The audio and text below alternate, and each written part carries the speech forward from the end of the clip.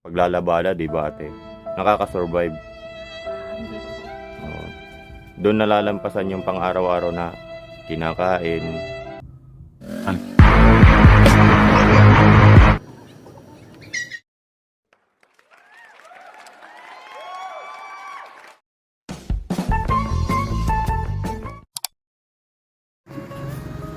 So, ayan, at andito na naman ang ating Jason 23 TV at panibagong kwento ng buhay na matutunghayan natin.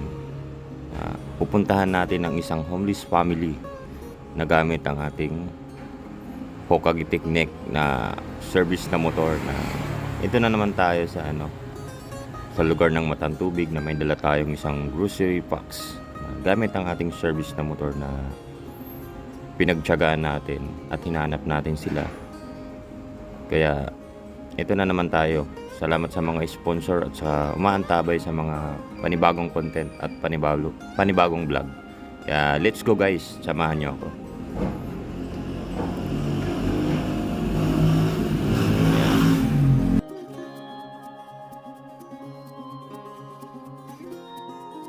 Sa haba ng nilibot namin at mayroong mga 45 minutes na nilibot namin para mapuntahan yung lugar na to. Yeah, ito tayo.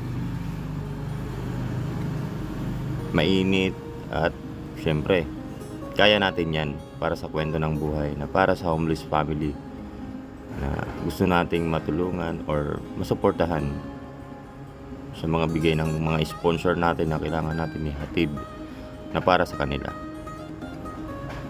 Kaya ayan nga, ito tayo sa isang bahay, sa isang lugar sa Matantubig na nakita natin at pinagbigyan tayo sa maikling oras at sandali. Ito nga yun guys, ang kanilang bahay at syempre, ito na sila.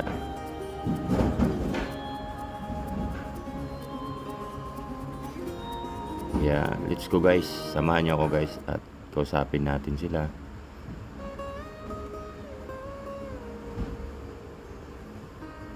Ito na nga yun si Ate Rowena at yung anak niya si Christian. Kaya tara guys, subukan natin kausapin natin sila sa maikling oras. Let's go guys at samahan niyo ako sa kwento ng buhay na dapat natin ihatid sa kanilang konting tulong. At ito nga si Christian guys at mukhang nagdadalaga pa. Kaya mukhang dalaga yung anak ni ate. Yan si Ate Rowena at saka si Christian. Yan po, magandang hapon po at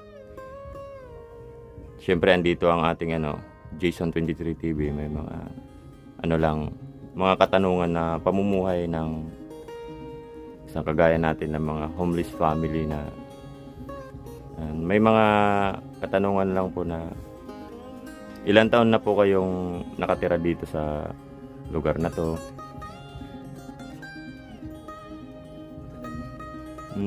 Mga ilang taon na kayo dito nakatira, boss? Matagal na rin.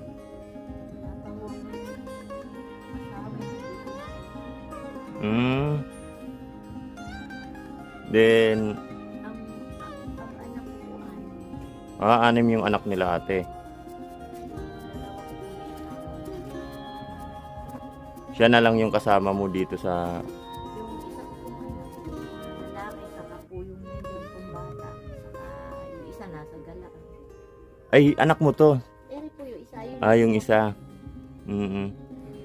Yun ang nyo, anim yung anak din. Dito kayo nakatira sa loob ng 20 years. Sa loob po ng 20 years, te, ano po yung hanap buhay nila?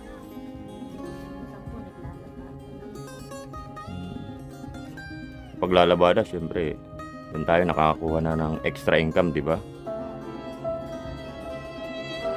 Yung kinikita sa pamumuhay. Problema sa buhay na mga natatamasa ngayon sa pamumuhay niya ngayon sa loob ng 20 years. Wala naman po. Yan ang mainam sa lahat kahit siyempre, di ba? Sa ganitong hirap ng buhay kahit simple lang, wala namang problema, di ba? Nakakaginhawa naman tayo sa paglalabada, di ba, ate?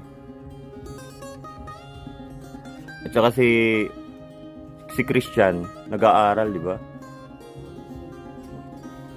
Anong ano na sila? Anong year? Second year college? Second year high school? Ay, napakaganda.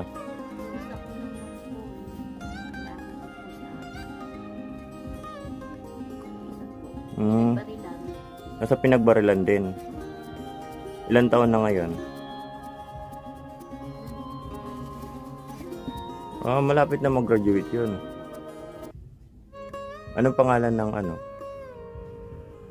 Ako po, Anthony Ignacio Botani po. Anthony. Wala pang asawa.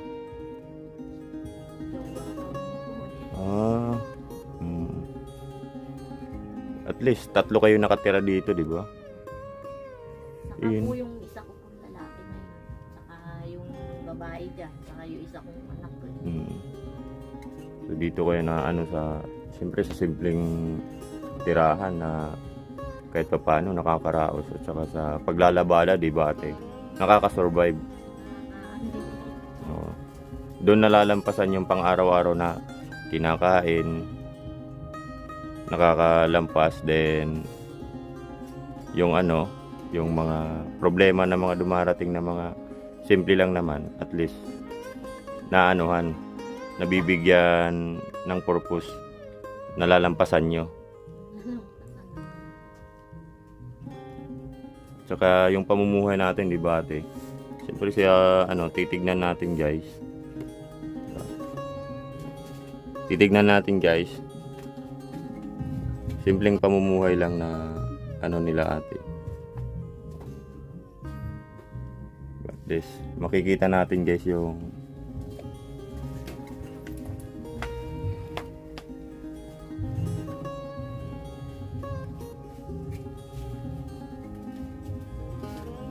yan po, te. Ayan po, ting sponsor natin na to. Ito nga, mayroon tayong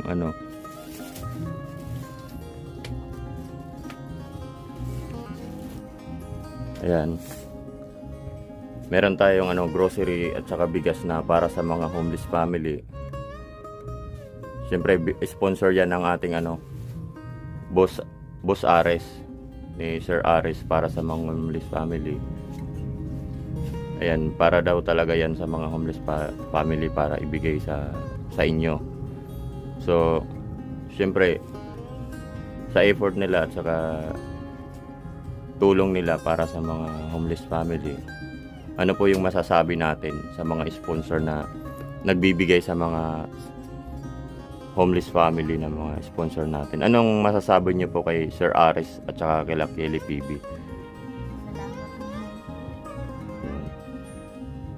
Ikaw, Chan, anong masasabi mo sa mga sa mga sponsor natin? Tumatawa si Christian, no? Ayan. Salamat po at nakarating po kayo ng maayos. Ayan, kaya sabi ni Ate Rowena, maraming salamat daw sa sponsor, sa 5 kilong bigas, saka may mga Lucky Me at ibang grocery pack na natanggap nila. Kaya ayan, maraming salamat po sa oras po, te, na binigay sa amin na makausap kayo. At sana po ay tuloy-tuloy lang ang kwento ng buhay. Ayan. Maraming salamat po. So ayun na nga, guys, at magpapaalam na ako dito kay Ate Rowena at saka kay Christian. Maraming salamat sa oras na binigay nyo. Thank you and God